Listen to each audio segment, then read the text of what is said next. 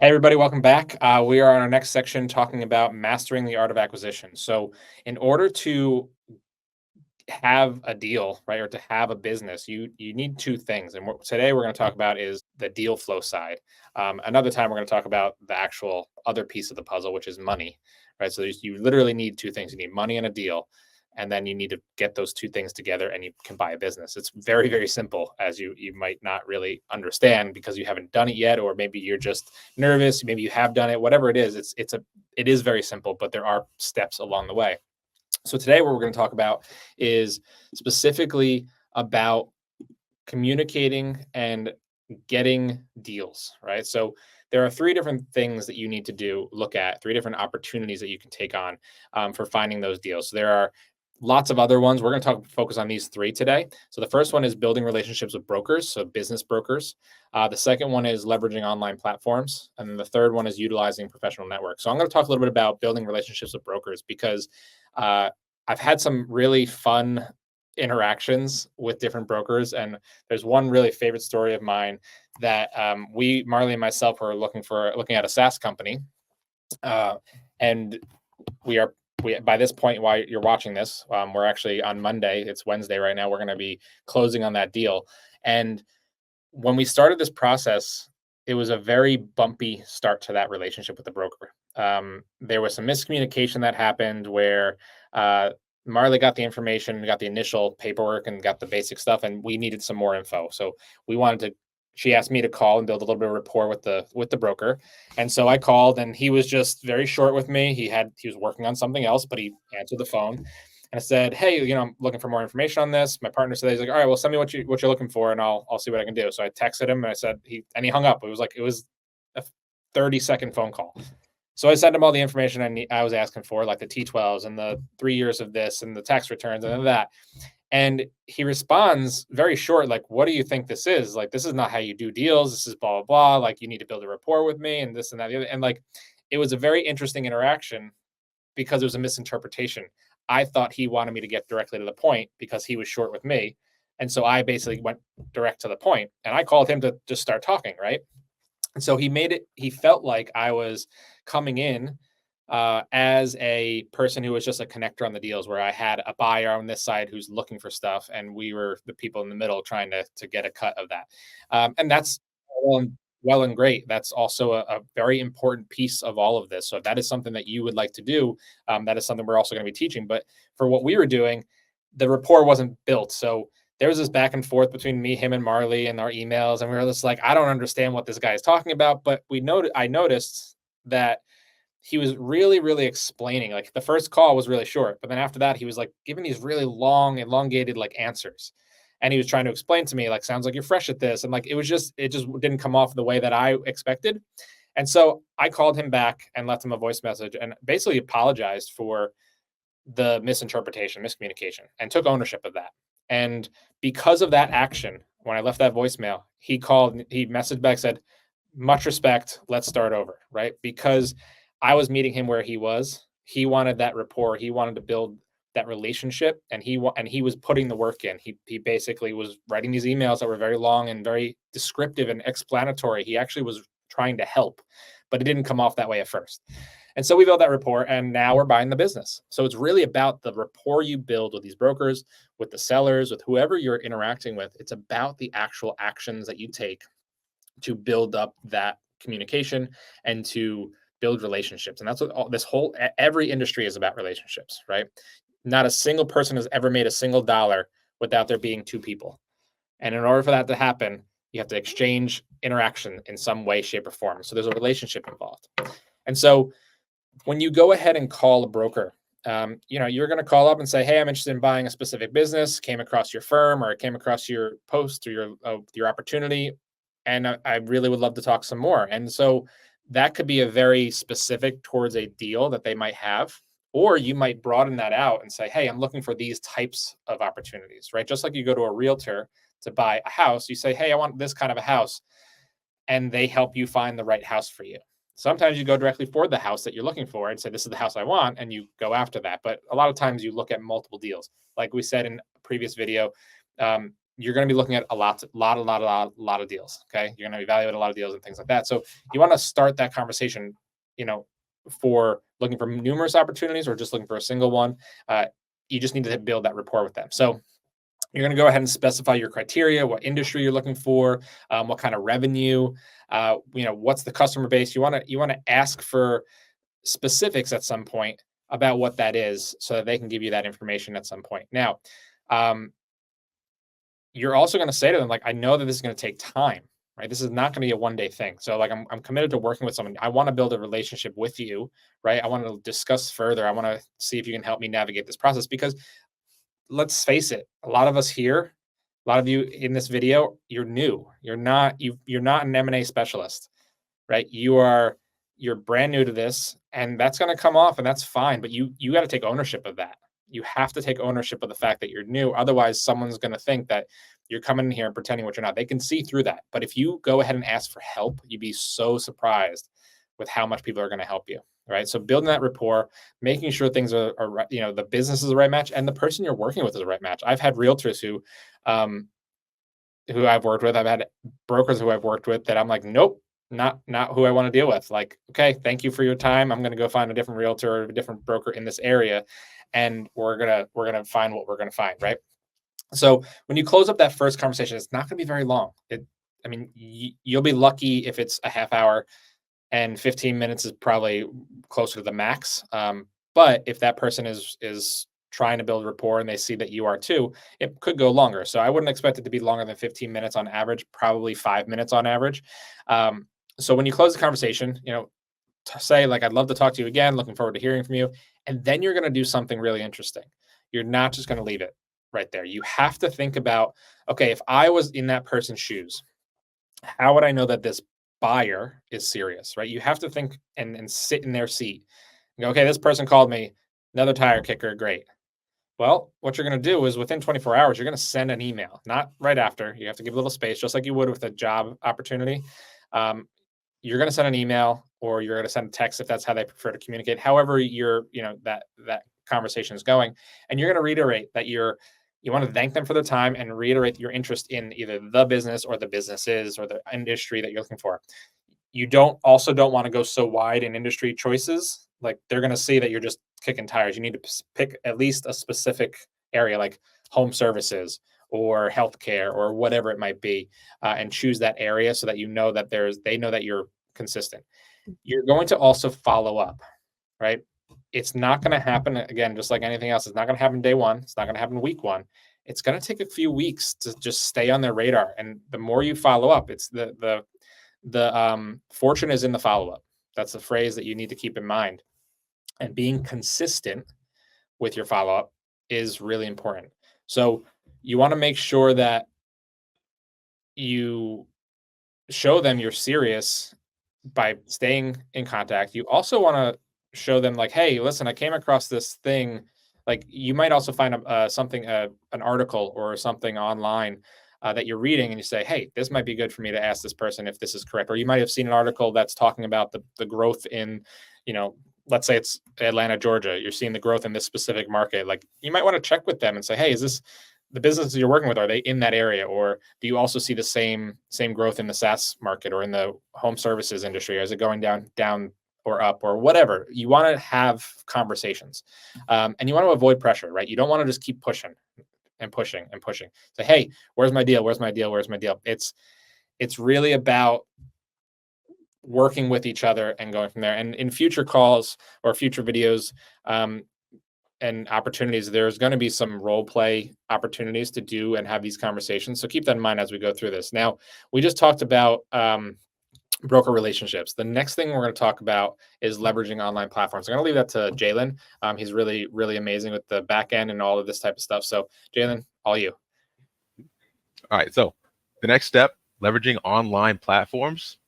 I'd say it's even easier than making the calls. But if I had to create like a hierarchy, making the calls creates that relationship a lot faster with the brokers. That allows you to build that rapport, make the connection. But for those of you who are a little bit more shy, this is perfectly fine to start with. And it allows you to reach out to even more people a little bit quicker. Okay. So when it comes to online platforms, there's several to use. We have a list of 500 or 600 guys. Yeah, north of 600. Yeah, 600. Yeah, so And there's more and more showing up every day. Every day. exactly. Yeah, there's plenty out there. But just to name a few, we got Biz by Sell, which is super popular. I think it's currently the largest, if not close to that. Businessbroker.net's another one. LoopNet, Flippa, Empire Flippers. I'll tell you what, I'll actually go ahead and drop a couple tutorials below on how to go through and what to look for in some of these websites, so that after you guys establish your buy box, which is something you'll find in the community on Skool, you'll be able to go in there, know exactly what type of business you're looking for, and then put that criteria into the filters when you go through these websites, so you guys are finding the right businesses. Okay. But as soon as you find the right business, outreach is super simple. All you'll be doing from there is reaching out to them, whether it's email or DM, depending on what options the platform has. Some of them you'll even connect directly to the seller, and you'll say something super simple like, hey, seller name or broker's name, I came across your listing on this platform. I'm interested in the business. Things are looking good. Things align. Can I get more details? Right? It's not perfect, but it starts the conversation. And you guys, imperfect action is better than no action at all, because after a couple reps of that, you'll get smoother. So the whole purpose is take action on businesses that you guys find that fit your buy box. From there, the broker will follow up with you. And that's where you can really begin to implement some of Shane's expert rapport building advice on maybe scheduling a call or seeing how they want to qualify you, whether they ask for like, hey, are you approved for a loan, or whatever the questions they have for you to vet you. Because remember, all day, these guys are getting tire kickers. So they're going to check to see if you're serious, and that's okay, right? We'll prepare you for that. But anyway, after you guys get some rapport build going, jump on that call. They should be able to send you more documents, and you get further into the underwriting process. So that's the basics of using online platforms. Next, we'll be talking about leveraging your professional networks, which Marley is an expert at networking and all those things. So I'll go ahead and leave it to Marley.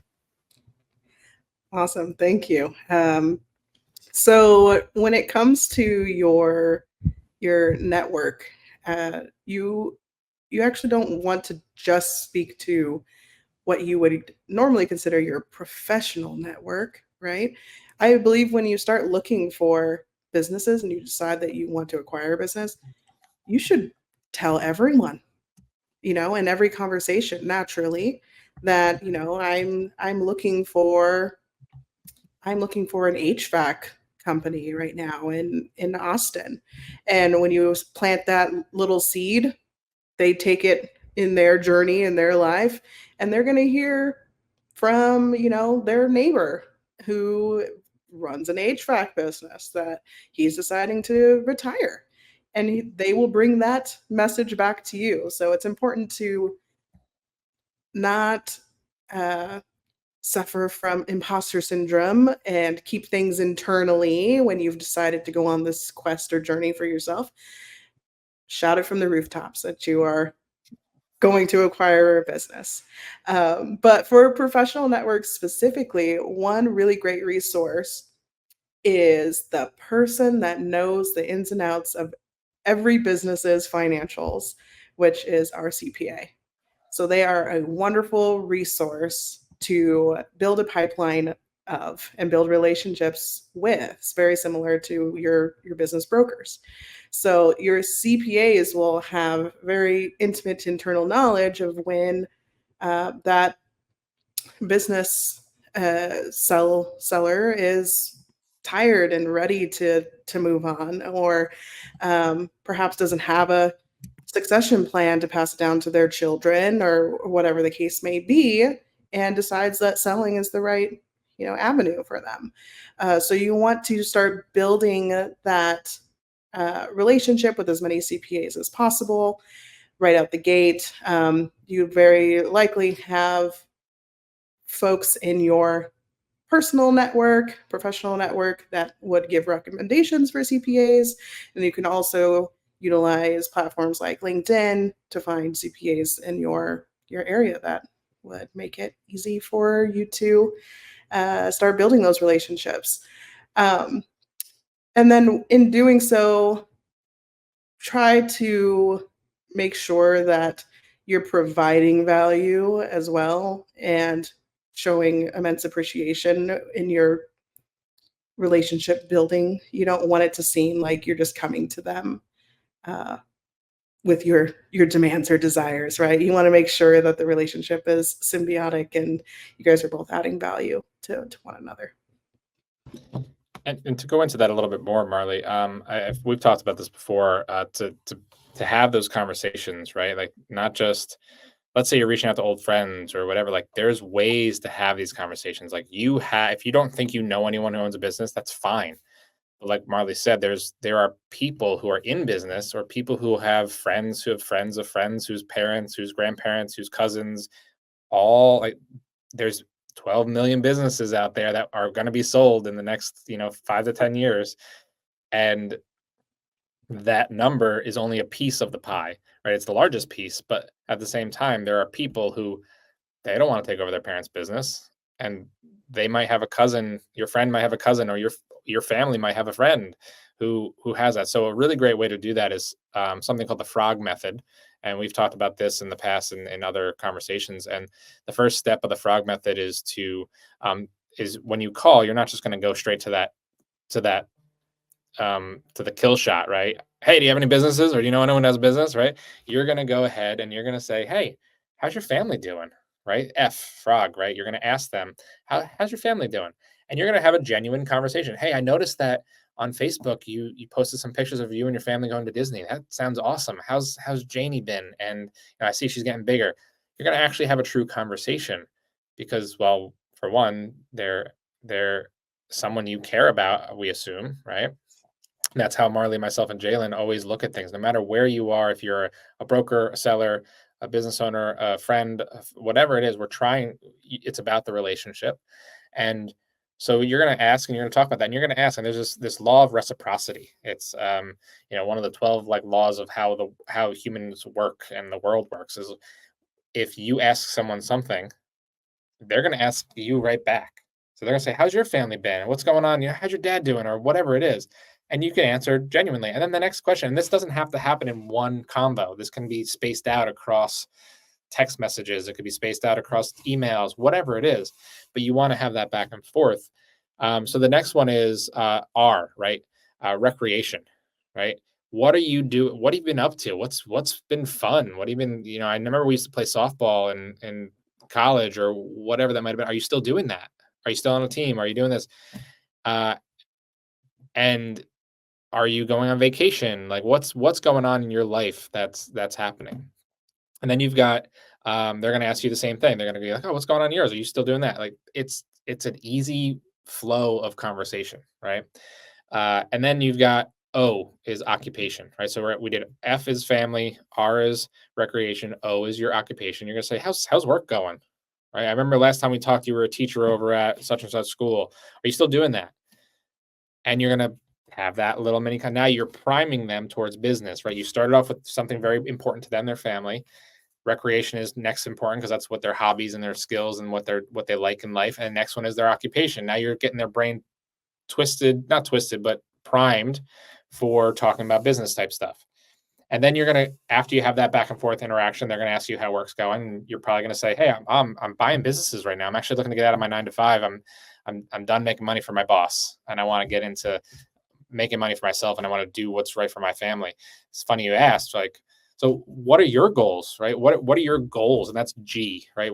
We did F is in family, recreation, O is occupation, and now we're at G, goals. And you're going to ask them, like, what are your goals coming up? Like, what are your goals in the next 12 months?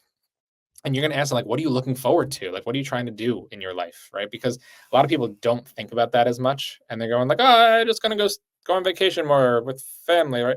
And so they're going to give you some half answer, most likely, or they're going to say, hey, we're building a house, right? Or hey, we're adding an addition, or I'm trying to get my kid into into Harvard, like whatever their goals are, right? They're going to tell you that. And then again, reciprocity, they're going to ask you again. They're going to say, hey, what are your goals? And that's when you go ahead and share with them, hey, my goals are my goals are to buy 3 more businesses by the end of the year. If you know anyone, do you know anyone? Or if you do, just could you keep me in mind? And now, like Marley said, they're going to keep you in mind when they go through their life. They're like, oh, it might be 3 months later. And they're like, oh, you know what? You don't want to, like, you're selling your landscaping business. I might have someone who's interested. Or, hey, don't close that, right? Don't just shut it down. Someone else wants that. Someone wants your book of clients, whatever it is. They are going to be your advocate to get you connected. And that's why we want to talk about these 3 things today, because the relationships are really important. That's why we talked about the mastering the art of this, because it really is an art, right? It's really about the communication, the relationships, and the things you build with people. It's a people business. And the more you cheer each other on and other people on, the further you're going to go, right? The other businesses that we're looking at, or people that are buying or going after the same business as us or similar businesses that they own, we want them to succeed too, right? There's things called JVs, joint ventures. We're in the same industry, but it doesn't mean we have to compete directly, right? You want everyone to win. And if you think of it that way and you're everyone's cheerleader, those relationships are just going to grow and grow and grow. So the 3 things we talked about today were building relationships with brokers, leveraging online platforms, and then utilizing your personal networks and professional networks to grow what you're trying to do and where you're trying to go, to find deals and to move that dial forward. Thank you. See you in the next video, and talk to you soon.